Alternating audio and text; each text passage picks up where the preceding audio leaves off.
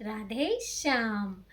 तो अहोई अष्टमी आ रही है। कार्तिक के महीने में अहोई अष्टमी आती है। अहोई अष्टमी में राधा कुंड जो गोवर्धन में हमारे ब्रज धाम में राधा कुंड है और श्याम कुंड है। तो राधा कुंड में रात्रि 12 बजे स्नान होता है। जो भी निसंतान दंपति हैं उनके लिए स्पेशल ये वीडियो है। जो निसंतान दंपति हैं या जिन्हें लड़की लड़की है, उन्हें बेटा चाहिए, पुत्र चाहिए, या जिनके पास पुत्र है उन्हें पुत्री चाहिए, तो राधा कुंड में अहोई अष्टमी के दिन रात्रि 12 बजे पति पत्नी को एक साथ स्नान करना होता है और उसकी सारी पूजा विधि होती है।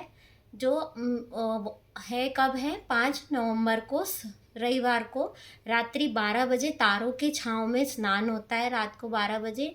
तो उसकी जो विधि है वो मैं आपको बता रही हूँ किस तरह से विधि है।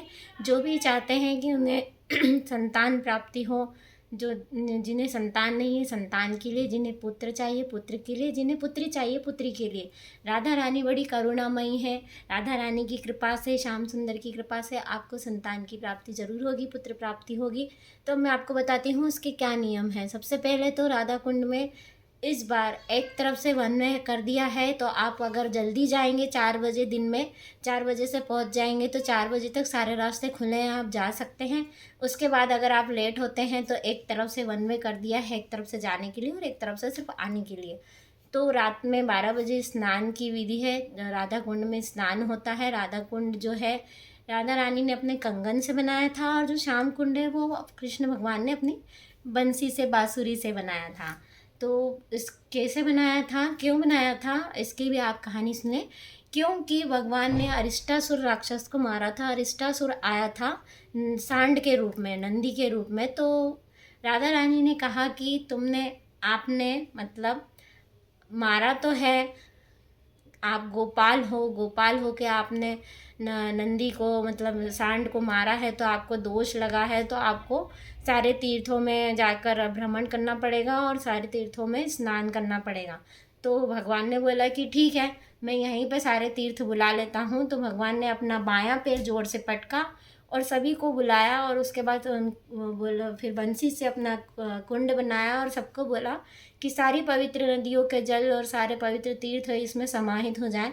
तो उस तरह से फिर वो श्याम कुंड बना। और फिर राधा रानी ने कहा, सखियों ने कहा कि अब हम क्या करें। तो राधा रानी ने भी अपने कंगन से राधा कुंड की स्थापना करी, राधा कुंड बनाया। और फिर राधा कुंड श्याम कुंड से भी बड़ा सुंदर हो गया। राधा कुंड में जो स्नान कर लेता है, जो डुबकी लगा लेता है, उसको राधा श्याम सुंदर की भक्ति प्राप्त होती है, अटूट भक्ति प्राप्त होती है, अहेतुकी भक्ति प्राप्त होती है।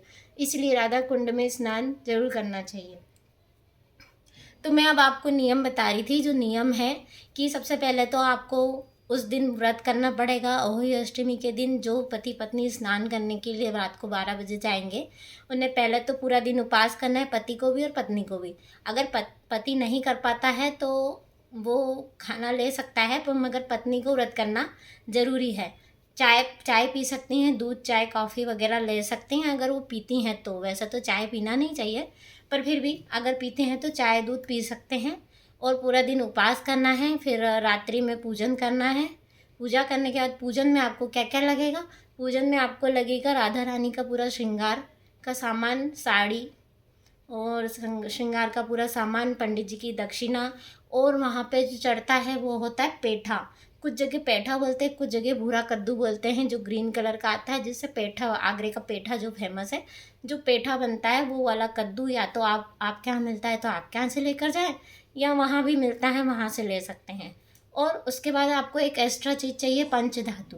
पंचधातु सोने चांदी के सुनार की दुकानों पे मिल जाता है। पंचधातु का पैकेट मात्र 100 रुपये तक का आ जाता है। पंचधातु का पैकेट होता है। तो पंचधातु आप ले सकते हैं, या फिर चांदी का एक सिक्का आप घर से ले जा सकते हैं। वो भूरा कद्दू के अंदर, पेठे के अंदर डालना पड़ता है। फिर उसकी पूजा होती है। और वहाँ पे ये भी रिवाज है कि आपको जो कपड़े पहने हैं नहाने स्नान करने के लिए, वो आपको वहीं छोड़ने पड़ते हैं। चाहे आप कुछ एक कपड़ा छोड़ें या अपने पूरे कपड़े छोड़ दें, और फिर उसके बाद नहाने के बाद दूसरे स्वच्छ वस्त्र जो आप लेकर गए हैं वो पहने। और पंडित जी को दक्षिणा देनी पड़ती है, कम से कम 1100 रुपये। बाकी आपकी श्रद्धा भक्ति, उससे ज़्यादा देना चाहे तो आप दे सकते हैं। कम से कम 1100 रुपये देना चाहिए दक्षिणा में, या फिर 501, 1101, वैसे 1101 ही देना चाहिए, क्योंकि राधा कुंड 500, श्याम कुंड के 500 ऐसे। और कार्तिक में हमें दान तो करना चाहिए। और ब्रजवासी हैं, ब्रजवासी के पंडित जी, राधा कुंड श्याम कुंड के पंडित जी हैं, उन्हें जितना हम दान करें उतना दान करना चाहिए। कार्तिक में तो जितना दान पुण्य होता है उतना ही कम होता है, इसलिए 1100 दक्षिणा हमें देना चाहिए। और क्या करेंगे, और हम जो घर से दिया बना के ले जाएंगे, दिया नहीं तो आप मिट्टी का दिया खाली ले जाएं, और घी की बत्ती बना के ले जाएं। शुद्ध गाय की घी की ले जाएं तो बहुत अच्छी बात है, नहीं तो फिर घी की बत्ती बना कर ले जाएं। और राधा कुंड श्याम कुंड दोनों जगह घी का दिया लगाएं, कम से कम 5-5 दिए लगाएं, नहीं तो एक एक दिया दोनों तरफ लगाएं। और फिर पंडित जी जैसे वहाँ पे पूजा करवाते हैं वो पूजा करवाएं। और रात्रि 12 बजे, ठंडी तो रहेगी, रात को 12 बजे स्नान करना होता है, तो 12 बजे स्नान करें राधा कुंड में। दोनों पति पत्नी हाथ पकड़ के 3 डुबकी लगाते हैं, और पंडित जी विधि विधान से करवाते हैं। भीड़ तो बहुत ज़्यादा भीड़ होती है, इतनी ज़्यादा भीड़ होती है कि जिसकी कोई सीमा नहीं है। इसलिए इस बार 1 वे कर दिया है, इधर से जाएंगे उधर से आएंगे, इस तरह से। तो थोड़ा जल्दी पहुंच जाएं तो 4 बजे तक रास्ते खुले रहेंगे, 4-5 बजे तक। उसके बाद फिर बंद हो जाते हैं, क्योंकि भीड़ बढ़ जाती है। और बंगाली ज़्यादा होते हैं, वैसे सभी तरह के सभी लोग होते हैं, बहुत सारे, बहुत ज़्यादा भीड़ होती है। एक तरह से मेला लगता है राधा कुंड पे, तो बहुत ज़्यादा भीड़ होती है। इसलिए आप आपकी सुविधा से जाएं। व्रत करना है, वैसे नंगे पैर जाएं तो ज़्यादा अच्छा है, क्योंकि जूते चप्पल वैसे भी वहाँ कहाँ संभालेंगे। तो और व्रत 84 कोस में तो हमें नंगे पैर ही रहना चाहिए। आपको ज़्यादा तकलीफ है तो आप मोजे पहन सकते हैं, मोजे पहन के चले जाएं और फिर मोजे वहाँ पे निकाल लें। जूते चप्पल पहन के नहीं जाए तो अच्छा है, नंगे पैर जाएं। या आप कहीं और रुके वृंदावन में तो वहाँ जूते चप्पल छोड़ जाएं, और राधा कुंड तक आप नंगे पैर जाएं, चाहे मोजे पहन के चले जाएं। और स्नान करना है करेक्ट रात के 12 बजे। राधा कुंड में 3 डुबकी लगाना है दोनों पति पत्नी को हाथ पकड़ के। उसके बाद फिर श्याम कुंड में 3 डुबकी लगाना है, या पंडित जी जैसा बोले आपको सिर्फ राधा कुंड में डुबकी लगाना है तो राधा कुंड में डुबकी लगाएं। वैसे तो दोनों में डुबकी लगानी चाहिए। इसलिए संगम है तो संगम में हो जाता है कि राधा कुंड और श्याम कुंड दोनों का हो जाता है, तो आप दोनों जगह डुबकी लगा, एक ही जगह को मानकर डुबकी लगा सकते हैं। और नहीं तो दोनों जगह राधा कुंड और श्याम कुंड में 3-3 डुबकी हाथ पकड़ के लगानी है। उसके बाद फिर पंडित जी को दक्षिणा देनी है, और जो श्रृंगार का सामान आप लाए हैं राधा रानी का वो उनको देना है। और उसके बाद आपकी मनोकामना पूर्ण हो जाए तो पंडित जी को जाकर वापस से आपकी जो श्रद्धा भक्ति हो वो दक्षिणा दें, और उन्हें कुछ फल फ्रूट मिठाई दें। और हाँ, एक फल भी चढ़ेगा, और फल वो होगा जो आपको पसंद है। वो एक फल छोड़ना पड़ेगा पत्नी को, जो मतलब वो पूरे साल भर तक नहीं खाएगी, एक फल को छोड़ना पड़ेगा। और फल होता है अधिकतर बीज वाला, जैसे सेब फल है, अनार है, चीकू है, ऐसे फल बीज वाले फल छोड़े जाते हैं कि हम इतने दिन तक, 1 साल तक ये फल नहीं खाएंगे।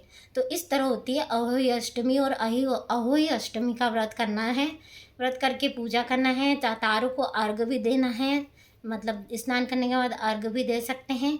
पूरे विधि विधान से पूजा करें, राधा कुंड में स्नान करें, और इस वीडियो को ज़्यादा से ज़्यादा शेयर करें। बड़ी हो गई है पर इसका आप ये ना सोचा करें कि वीडियो बड़ी है कौन देखेगा, तो वीडियो को बड़ी होकर बड़ी है ये ना देखें, उसका पूरा डिटेल सुने। और जिनको भी ज़रूरत है उनको शेयर करें, जिनको संतान के लिए ज़रूरत है, जिनको संतान चाहिए, या जिनको पुत्र प्राप्ति, या जिनको पुत्री प्राप्ति चाहिए, या जिनको अपनी भक्ति बढ़ाना है और राधा कुंड में स्नान करना है, वो ज़्यादा से ज़्यादा लोगों को शेयर करें ताकि उन्हें भी संतान की प्राप्ति हो सके।